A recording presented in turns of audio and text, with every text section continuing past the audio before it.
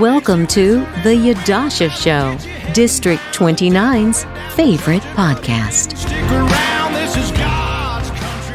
Hey, everybody, and welcome back to the Yadusha Show. My name is Ann Johnston Brown, and of course, on the line, we've got Yadusha Williams running for Assembly District 29.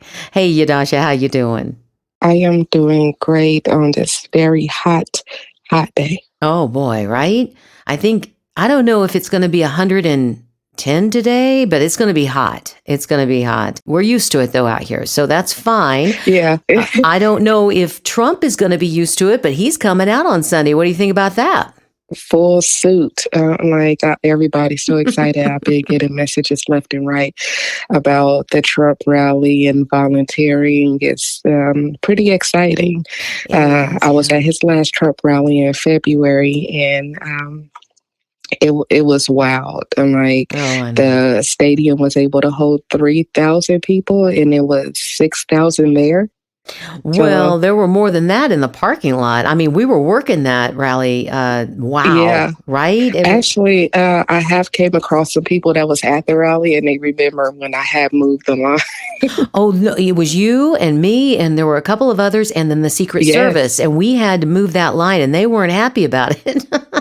Not at all. Because, we have to explain, though. We weren't doing it because we were power hungry. We were doing it. The Secret Service had us help them move the line. It was so long that Trump's motorcade couldn't get through so that he could. Exactly. Yeah. Now, this one, though, this appearance is going to be, or event, I guess they call it, is going to be at Sunset Park. So that's going to be all the way on the other side of Las Vegas, more like the east. Right. And it's good.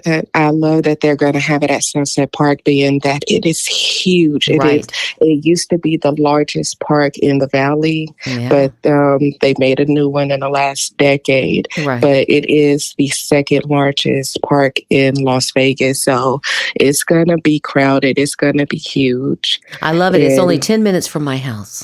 And here's another thing. There's a lot of speculation that Donald Trump, is going to be endorsing on Sunday, and because he has yet to endorse for a senator. He's got a lot of people that are close to him who are running for Senate.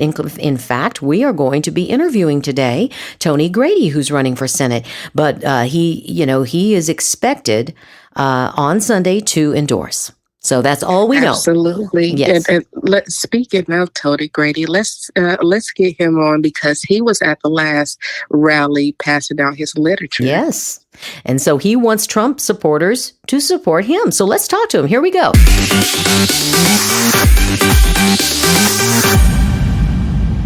Tony Grady is a retired lieutenant colonel in the United States Air Force. He's also a husband and father of 4. Tony has centered his life around service to his country, and service to the great state of Nevada. In 2022, Tony ran for Nevada Lieutenant Governor in the Republican Party and finished in second place by a narrow 5.8%. He is now running for the United States Senate, and he's here with us now. How are you doing, Tony?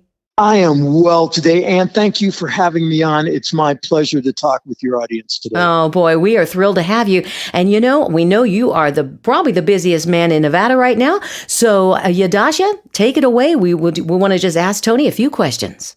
Absolutely. Thank you, Tony, for being on. Really appreciate it. So, we were just talking about how Trump is going to be here on the Sunday on June 9th. And the first time I met you was actually at a Trump rally, and you were passing out your literature. So super exciting. He's going to be back. Are you going to be at that rally? I will be at the rally, but all your listeners need to know that I'm going to be at his fundraiser dinner the night before. So I hope to have an opportunity to meet the president. His policies helped our country. They were the best. I think Trump is going to be going down as the most consequential president that we've had. But, I'm an America First guy, and it's going to be my privilege to support President Trump. And when he and I both win, we're going to turn this state around.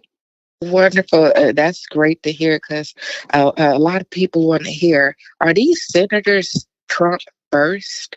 And you just said it. So I'm glad that they're going to be excited about that. So, with you getting into office, what are your top three policy priorities if elected? When elected, I will help the president close the border.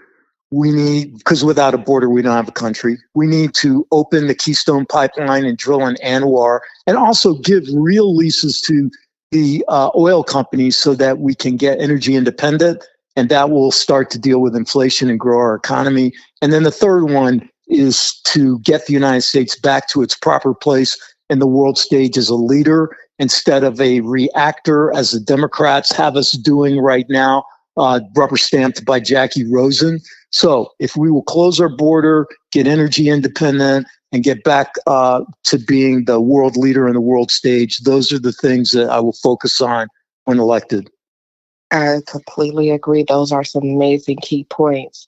I know a lot of people are trying to get Jacky Rosen out of the office right now.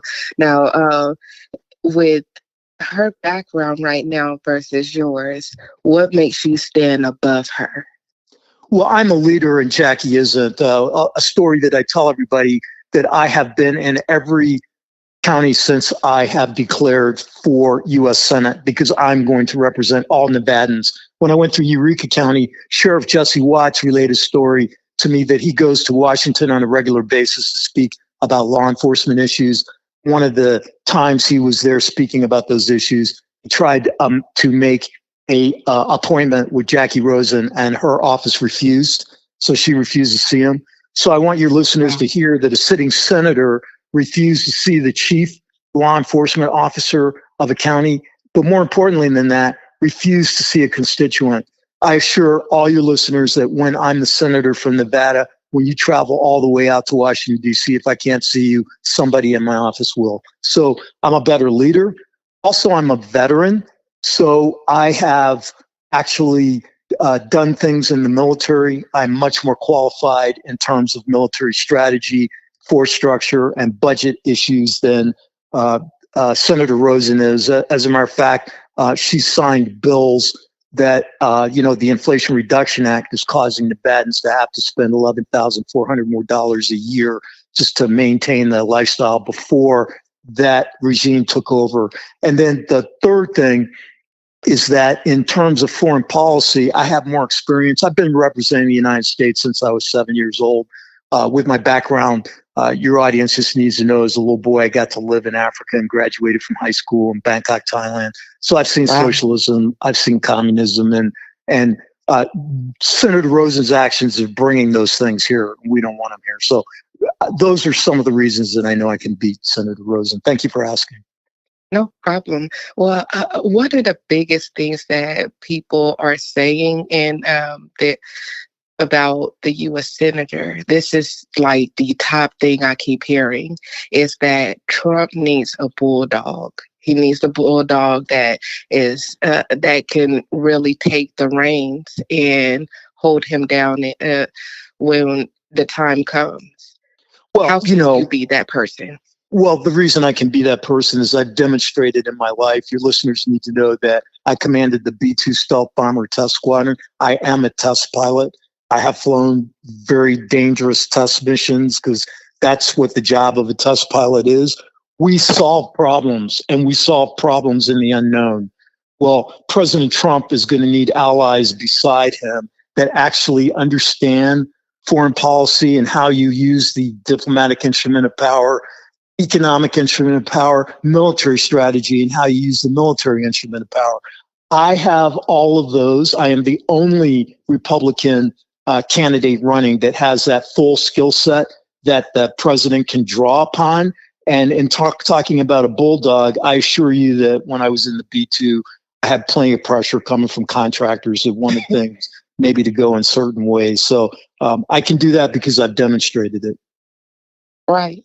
Now, how would you balance the state-specific issues with the national concerns in your role as U.S. Senator?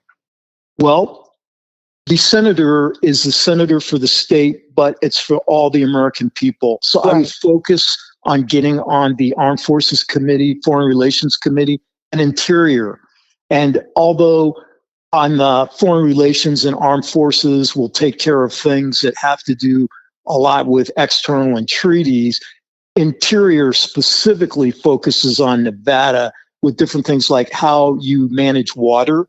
All the Western states have to get together and deal with water. Mexico has not been upholding their responsibility, like with the Rio Grande, in terms of the water allocations that we're supposed to have. Also, I will prevent the federal government from taking away our prime mining lands that they're trying to do now by trying to turn it into national monuments. Your listeners may not be aware that 87% of Nevada's land is owned by the federal government. So as a senator, I would work directly with the BLM trying to get land turned back to Nevada so that we can develop it and to help deal with our mining rights. So those are things that specifically as a senator that I would focus on that help Nevada, in addition to the things that indirectly help Nevada because they help the whole country. Right. And that one of the biggest things you touched on was the water management issue. We share water with a lot of different states, and one of the biggest is California. They take a lot of the water from the Hoover Dam, and when they don't utilize it, they don't give it back. They actually put it in the sea. So how are you going to help us with that? Because we are literally losing water to the point where we now have a law that we can't even have grass out here. That is ridiculous. That law, I'm aware of that. But specifically, it was in 1936 that the last agreement with the Western states with water was actually adjudicated. So we need to re-adjudicate that. The climate is different. In Absolutely. terms of all the rainfall and everything. So that needs to be renegotiated, and we need to hold California's feet to the fire. That's why the Western states have to get together and agree. But also be aware of the fact that with the federal government owning 87% of the land, there's actually land with water under it in our state that we can't correctly tap because the federal government is in the way. So that would be a two-pronged attack. And of course, the third prong would be, again, as I mentioned before, getting Mexico to live up to their treaty obligation with the Rio Grande River in terms of water to the United States. So we have several things that we can work on. And to my knowledge, well, not to my knowledge, Senator Rosen, representing the Democrats, voted against the water bill that would have held Mexico accountable. So we need new leadership because we have to work these issues. Good point. Right. Thank you for that. And my final question for you. What would you like the constituents to know about you that they cannot find out there? And how can they get in touch with you? Well, they can get in touch with me by going to my website, GradyForNevada.com. That's my last name, GradyFor, Nevada spelled out.com. And they can see all my positions. But I think a little known but interesting fact that is important for them to know is that in addition to me being the most qualified candidate to serve as Nevada's next United States Senator, I want them all to know that I've been married to the same woman for 40 years. We have 4 kids. I know how to help children be successful. And we need to elect leaders that want all American children to be successful. Well, thank you for being on, Tony. And I look forward to seeing you at that rally. I look forward to seeing you at the rally. Aim high, Nevada. We can do this. Oh, we will. And thank you, Tony, so much. And guys, don't forget, we are in early voting right now. So until Friday. And then after that, you'll have to go in on Tuesday, June 11th and cast your vote. Thanks again, Tony. Thank you, Yadusha. And we'll see you guys tomorrow. Bye-bye.